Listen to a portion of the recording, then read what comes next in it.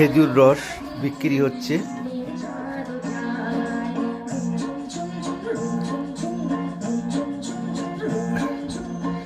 এইটা তাদের সন্তান যারা বিক্রি করছেন।